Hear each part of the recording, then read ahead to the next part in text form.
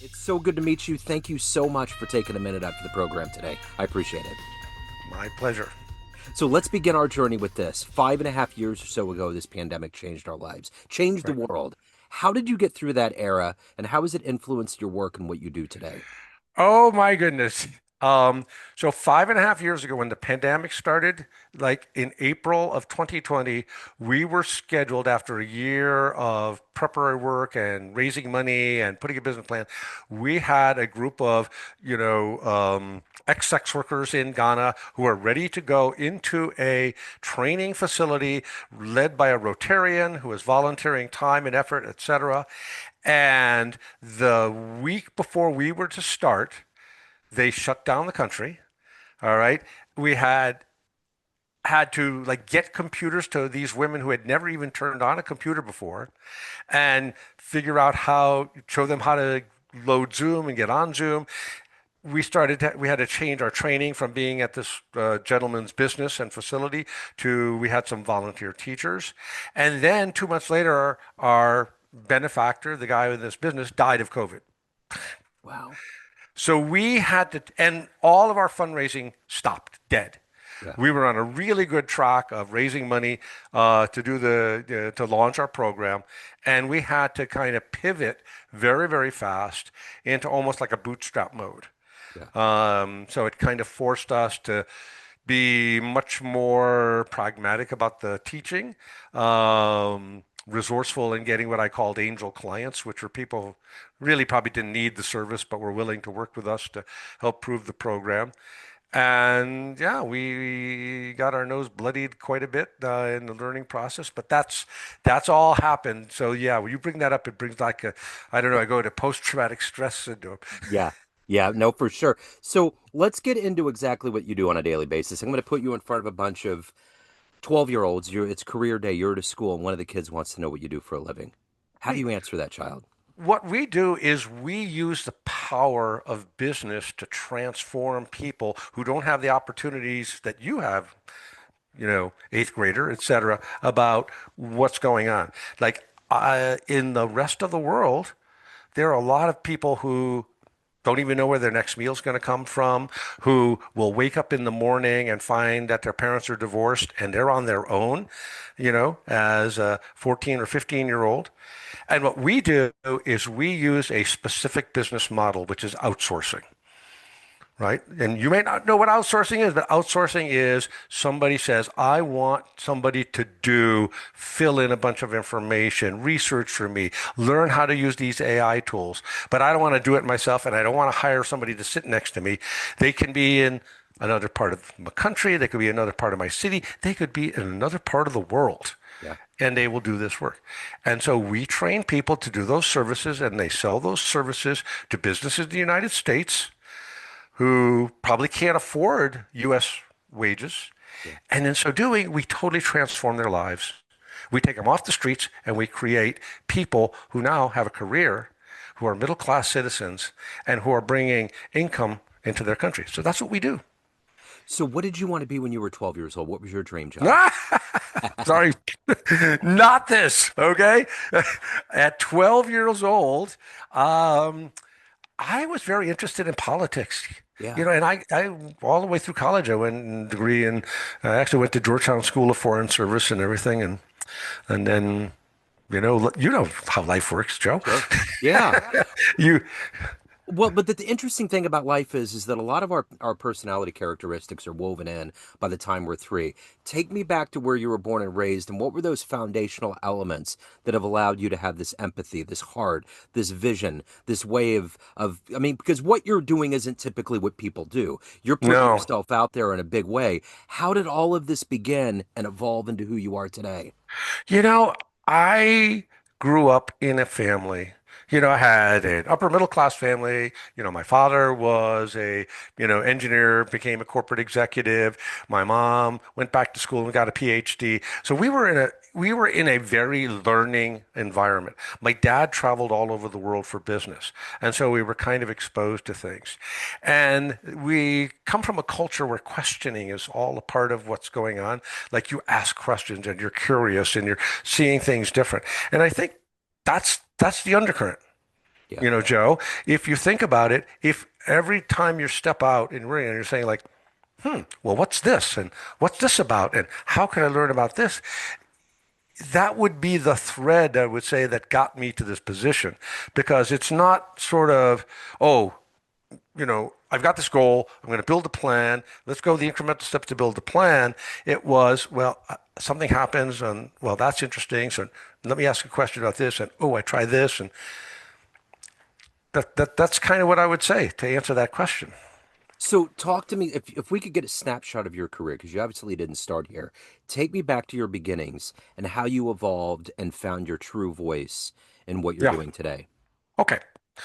Um, So we could start off, like we talked about, I got a degree and was aiming toward a certain area. I'd had 2 years in the Army, which kind of soured me on government service, it's just like, and so I ended up in business and I just took whatever job I could get. And I was actually working in the bank and I was, selling banking services. And I was telling you about this questioning, right? And so I was like, well, you've probably done quite a bit of sales in your life, Joe. Yeah, I yeah, suspect. yeah, All yeah, right. Selling banking is not an ideal from a sales perspective. You don't have a lot of differentiation. I found people interested in deals. And so then my curiosity led me to find investment bankers and I met them. And that got me into the investment banking world. And I spent a lot of years doing deals. And in the process of that, I then got sick of the deal business and I moved from the East Coast to New Mexico and I repositioned myself as a consulting with owners because again you're talking and interested in people, right? yeah, And one of the things you find in the deal business is that when most people sell they're not very happy and you say I just gave you $10 million, why aren't you happy? right. Okay. Yeah, And it's like, well, I don't know. And what I found is because nobody thinks about what they want, business education doesn't focus on humans. So I had a 30-year career with a consulting firm that was all about you, the owner, and what do you want to get, and therefore how do we adjust the business and your exit so you, the human being, get what you want. Did that, got into my 60s, was ready to quit, do whatever. My wife and I love to travel. And we were doing lots and lots of travel, and we kind of do our own thing. And we're in lots of countries where things are not as good as in the United States. And my wife and I both said, well, we really need to give back. yeah, Um, and in because I'm interested in business and always work with small business, I would talk to people. I can remember a conversation I had on the island of Bali with a shopkeeper, another one in uh, Kalamata, Greece, with a guy who was renting us a house and had an electrical company. And I'm saying, they're all the same. I don't care where you are, what your culture, it is, small business is small business. And I said, if you want to create jobs, you don't start from zero. You improve the businesses that already exist. So I developed a model and I was pitching it to a bunch of micro lenders and nobody was interested. And somebody said, you should go to Rotary International. I got to my Rotary Club and they said, oh, Michael, in Rotary, you do all the work and then we come with money later. yeah. But what you do have is a carte blanche to go to any place in the world and go to a Rotary Club and walk in. So I did that and I did a bunch of research and I said Africa's got to be where it is because it's a lot of English speakers. They need job development. I chose Ghana because of safety and fairly easy to get to, sort of, just one big city, Accra.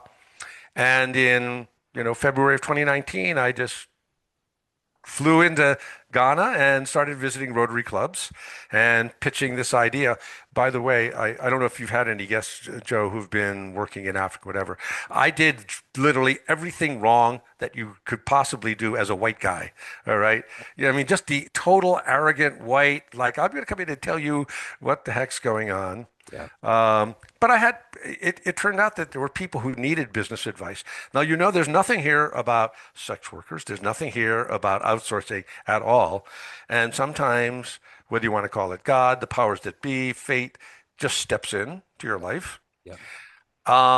And what happened was I was introduced to a guy who had seen this whole process of how families break apart, whatever, people lose this and that. They have to do sex work to sort of survive. They're kind of sucked into it because they're taken advantage of by employers who say, you want to apply for a job, you got to sleep with me. Um, and then I met a young lady. I was actually introduced by a Rotarian who said, here's a person, he's got a business plan. You're helping all these businesses. Will you help this person? I said, sure, why not? And I got the business plan. It was actually pretty good, which shocked me because most business plans I get are terrible. Yeah. I met this girl. She looked like she was like 18. She said she was 24. Started to work with her, and I found out after I got back to the US, she was a sex worker and that this was going to be her way of getting out. And I said, Mary, I admire what you're trying to do, but this plan is too complicated. It's not going to work for you. And you've told me that you're really kind of desperate. Like you can't just stay in this world any longer. So I've got a better idea. I've spent many decades mentoring and coaching solopreneurs, individual professionals on how to use the power of building a network in order to be able to grow your practice. And a key part of that is you need to follow up. So if you and I had a networking meeting, you're not going to remember me a month from now or 2 months from now. So I have to have a newsletter or an e-letter or something that goes out to remind you. And professionals hate doing this. They hate it. Yeah. So I said, Mary, you did this whole business plan. You told me you dropped out of school as a freshman. Yet you wrote a business plan. You did it on Microsoft Office, right? You've done all this self-learning. You've told me that, Michael, I may not have the education, but I'm not dumb. All right. And I think you can learn Canva, and I think you can learn, Constant Contact and MailChimp. And I think we can do this for people. And I've got people who owe me, and I'm going to go to them and I'm going to say, I want you to hire this girl for, 3, 4 months, and let's see if she can do it. Yeah. That's how it all happened. And Wow. and That's once she was successful, then it's kind of like Athena coming out of the head of Zeus. It's just like the whole business plan was there. It's like totally. I know this marketplace. I know what they need. I know the price point that we need to do things at. I know what to teach these people. And if you look at the original business plan that I wrote in 2019, we've actually followed that incredibly closely. So who's been your hero? Who's been that inspirational force for you in your life to evolve to this point? I don't know. This is so out of my normal what I've done in life. I've Yeah. never done any social impact before. Yeah. I mean, I coached girls soccer for 20 years. I gave back to my community that way, but this is not, this is a, I mean, you talk to my family, they all think I'm crazy. I mean, the fact that we've gotten to be successful is taking some of the rough edge off of that. But honestly, I don't know where it comes from. Yeah. Sometimes you're just put into things in life and you know it's the right thing. I have a very good friend who's a wealth manager, and he and I talk a lot, and he's done stuff. And he said, Michael, nobody spends the amount of time that you have spent to make this work. Yeah. And yet that's what it takes. Yeah. It doesn't happen in 3 months or 6 months or a No. year or even 2 years. So if you could meet anybody out there that's doing kind of the same work that you're doing along the same lines, that you could hang out with them and talk to them, ask questions that might help you on your journey. Is there anyone in the world that you would love to meet? Oh my God, yes. Okay, so first of all, Joe, I will try to avoid ranting, okay? Okay. But social impact world is so broken, okay, especially in Africa. Yeah. There is a whole dogma which says that if we just invest in education, everything's going to be fine. Except 50 years later and billions and almost trillions of dollars later, there's been no meaningful change. And it doesn't change everything. You got to create jobs. So I would love to meet somebody who is actually doing some job creation and was maybe 10, 20 years, ahead of me to say, okay, Michael, if you're going to scale up and do whatever, these are the things you need to be aware of. This is what you have to do. So that would be number one.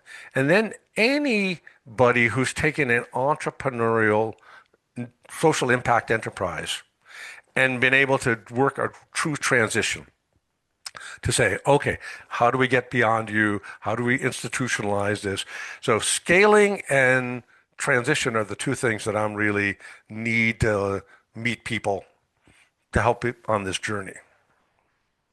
So, what is it what's the energy for you? Obviously you said your family thought that this is kind of an out there thing. You're going to a continent that needs so much help. What is it that gets you up when that alarm clock goes off to do your job at a high level, to change lives, and to take care of your soul and your family? What is that energy every day for you? Well, I've always been a teacher. I've always been one. If you do DISC, if you do, your why analysis, you do there is an incredibly strong, thread of me being a teacher and a mentor. I mean, I talked about coaching for 20 years. I talked about, girls soccer. I talked about mentoring all these professionals. So the fact that these people are there and they want to learn and they have an opportunity, right, is what gets you up. Now, it's a roller coaster. Yeah. There are days when you're ready to go out there and go postal and just blow them all up. But like this Mary that I'm talking about, okay? So Mary went from, I would say, a very self-centered, which you have to be to survive, and as a somewhat self-destructive type of person who didn't believe in herself. Now she's my manager. All right. She's on the board of the Rotary Club to End Human Trafficking.